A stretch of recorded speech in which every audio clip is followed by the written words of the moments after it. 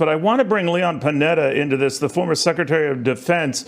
Secretary, thank you for taking the time. One of the things that keeps coming up is, and it goes along by and large party lines, but criticism about the way all of this was handled did seem to be a bipartisan theme, some going further back to say it's the fault of other administrations. But you did recently say, Secretary, that you thought this was Joe Biden's Bay of Pigs, his worst nightmare. Do you still feel that way in light of some of the follow-up incidents that have happened, some say provocative acts that might look random, like, you know, what's going on in North Korea, launching more missiles, China getting particularly bellicose of late? What do you think?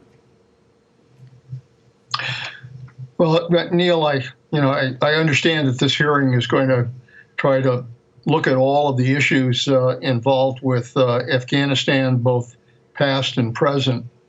But my biggest concern, frankly, is that we need to look forward and ask ourselves, how do we protect our national security?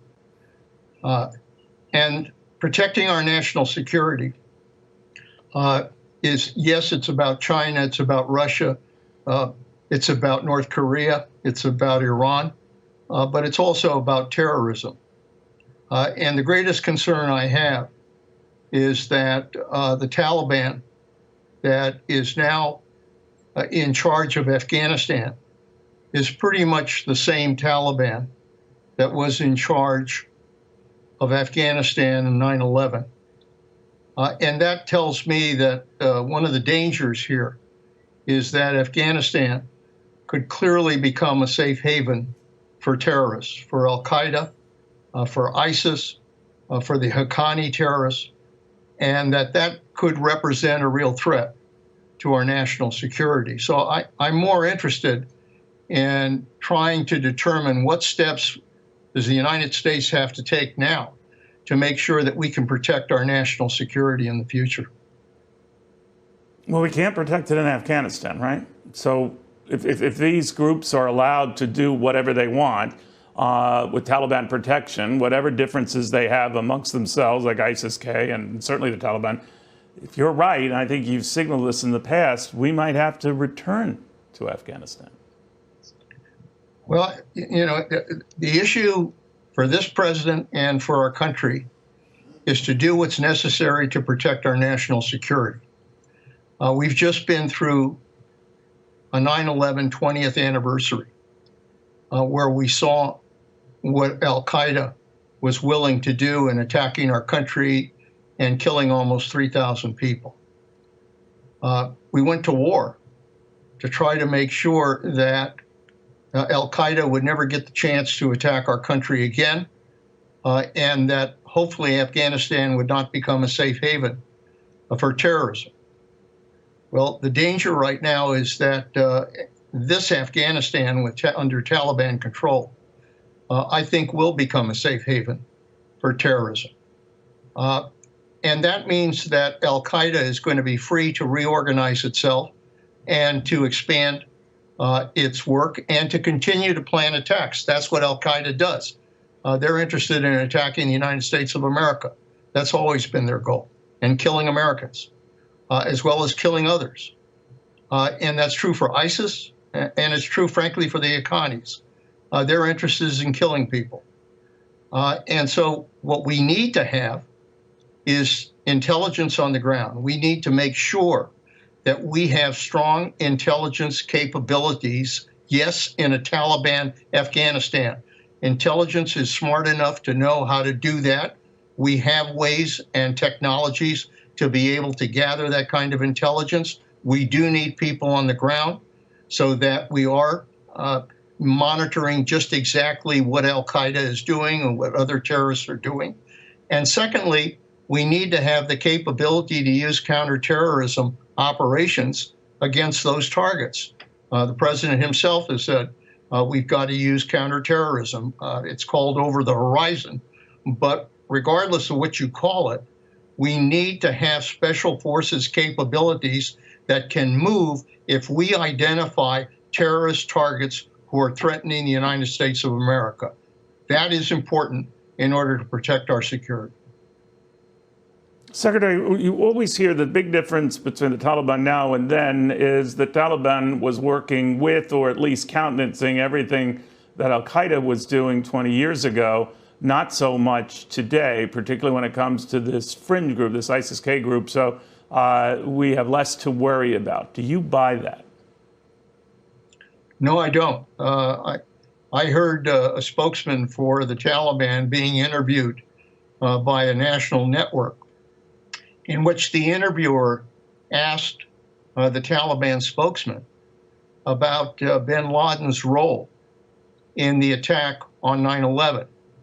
And the response was that that individual saw no evidence that bin Laden was involved in the 9/11 attack.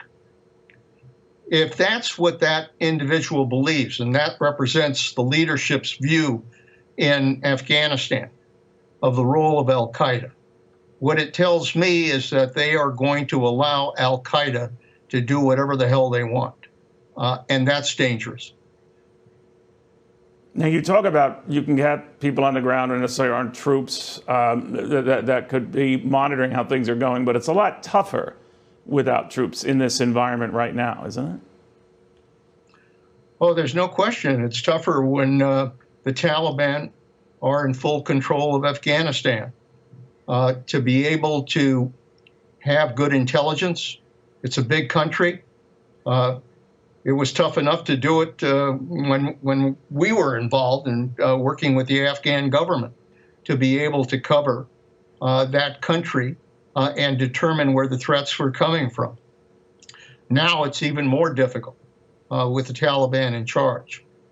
In addition to that, to do counterterrorism operations, I mean, if we have to do them from bases outside of Afghanistan, whether it's a carrier, whether it's Pakistan, whether it's Uzbekistan, wherever, it's going to take more time to be able to go after those targets. And that's going to make it much, much more difficult to be able to hit the targets that could represent a threat to our security.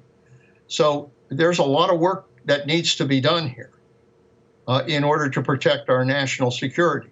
We have that obligation. As I said, This is not something we can ignore. Yeah, sure, it's the end of a chapter in Afghanistan. We understand that. But it's not the end of the war on terrorism.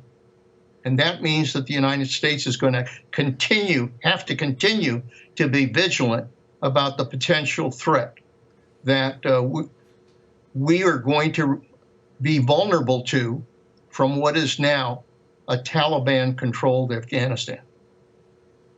Secretary, do you think these 100 or so Americans, and no exact number given yet again by the Secretary of State, are going to get out of Afghanistan safely? Well, look, I think the administration has several important responsibilities here as we look forward. Number one, they have a responsibility to get all of U.S. personnel out of Afghanistan. Whether it's 100 or 150, whatever the number is, we have a responsibility to them to do everything necessary to get them out. And the same thing is true for the Afghans who fought alongside of us. Those do you think they will get out? I guess do you think they will get out, Secretary? Well, we have a responsibility to do whatever the hell is necessary to get them out. Now, that means we've got to be able to track them. That means we have to be able to guide them. That means that we have to be able to find ways to be able to get them out of Afghanistan, whether they go to Pakistan, whether they go to a particular location where we can try to retrieve them. We have a responsibility to get them out. We can't just turn our backs on them, and we can't just allow the Taliban to tell us that they're going to cooperate when in fact they're not cooperating. So we got to push through this. That's number one. Number two, as I said, I think we have really got to develop our intelligence capabilities and our counterterrorism capabilities. Three, we've got to continue to put pressure on this Taliban, working with our allies to make sure that If they say they're not going to support terrorism, if they say they're going to provide women's rights, then let's see them, in fact, implement that, not just use words, but in fact do that. And then lastly, I think we've got to learn the lessons of what's happened here in Afghanistan. If we're going to deploy United States forces anyplace, we need to have a clear mission. We need to have a strategy for achieving that mission, and we need to have an exit strategy. That's a lesson we should have learned from Vietnam, and it's a lesson that we now should learn from Afghanistan. Secretary, we're learning a little bit now that, defense officials and higher-ups and those confidants of the administration were warning the president that what could ensue with our pullout. And, he took it and, weighed it and obviously went through with the withdrawal. Are you concerned about his judgment after all of this? Well, Joe Biden has a lot of experience. He knows foreign policy. He's known it for a long time. He knows, that the adversaries that face our country and what needs to be done to deal with our adversaries. Look, presidents make mistakes just like anybody else. I think the most important thing for this president to do is to be willing to accept responsibility for the mistakes and to move on, and to basically do what is necessary now to protect our national security. He made the decision. Some will support that decision. Some will oppose the decision. But in the end, I think the important thing for the United States of America and for this president is what are we going to do to make sure that America never again experiences another 9/11 attack. Secretary, you say that President Biden knows foreign policy, but on a lot of key issues over the years, he has not exhibited that knowledge, and some have criticized him for being on the wrong side of almost every important foreign policy initiative. He was against the taking out of Osama bin Laden. When you were leading the charge to take out Osama bin Laden, his concern at the time was about collateral damage. Obviously, the effort to take him out succeeded, but it was a reminder that on these key areas, maybe the president isn't as steeped or well-schooled in this or accurate in this or expert in this as he likes to say. No, Neil, look, I've known Joe Biden for a long time. And one thing he's always done is he has raised questions about the decisions that impact on foreign policy. And that's okay. That's okay. That's what senators are responsible for doing, is to ask questions. And very frankly, as vice president, he asked the same questions. I don't have a problem with that. I think that it's important when a president has to make decisions to have people in the room that are saying and raising questions about whether or not these are the right steps to take. I think that's important to do. And frankly, I think every president, including this president, needs to have people in the room that are saying, wait a minute, I don't think this is the right decision. There are problems here. There are consequences that you have to look at. That's important to do. So I don't question Joe Biden's knowledge or his capability or his willingness to ask questions. I think that's a good thing to have. I think more questions should have been asked with regards to Afghanistan as to what the potential consequences would be so that we could take steps to deal with that. For some reason, that didn't happen. But now the issue is we have a situation in Afghanistan that represents a national security threat. We damn well better do what we have to do to protect our security.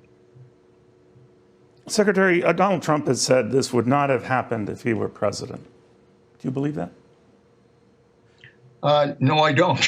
As a matter of fact, I think it was Donald Trump's decision to get out of Afghanistan. He's the one who, at Doha, basically cut the agreement to do it. I think the Taliban, very frankly, got the best of us at Doha. They got everything they wanted, and we got very little in return. And I think he would have gotten us out of Afghanistan, as quickly as he could, and probably made some of the same mistakes. So, look, in some ways, I guess I don't question the fact that the president made the decision that it was time to take our forces out of Afghanistan. I think the question comes down to execution, and were the right questions asked in terms of were we going to effectively execute that decision in a way that would accomplish his decision, and yet do it in a way that would also protect our people and the Afghans who fought with us. That's the question that I think hopefully Congress will continue to ask, and one that we need to know the answers to in order to make sure that we don't make the same mistakes in the future. Do you think Antony Blinken should resign? No, I'm a believer that the president decides who stays and who goes in an administration. And if the president has confidence in Tony Blinken as Secretary of State, then I think he should stay. But that's a decision, frankly, between the president and the Secretary of State. Finally, when you mentioned the Bay of Pigs thing, referring to the incident with a young U.S. President JFK just a few months into office, leading this debacle that failed, it did trigger a number of tests and challenges to the new president around the world. Some say the biggest, of course, was the setup for the Cuban Missile Crisis.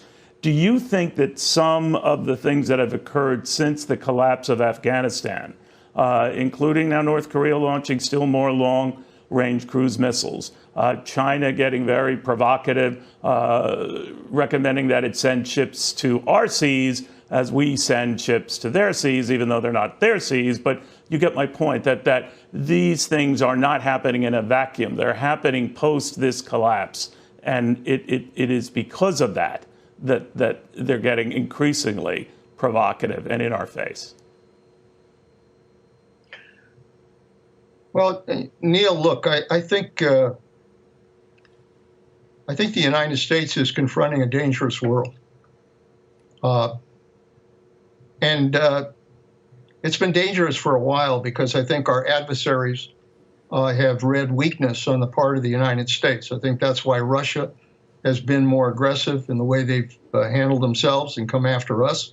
I think China reads weakness, and so they're being much more aggressive.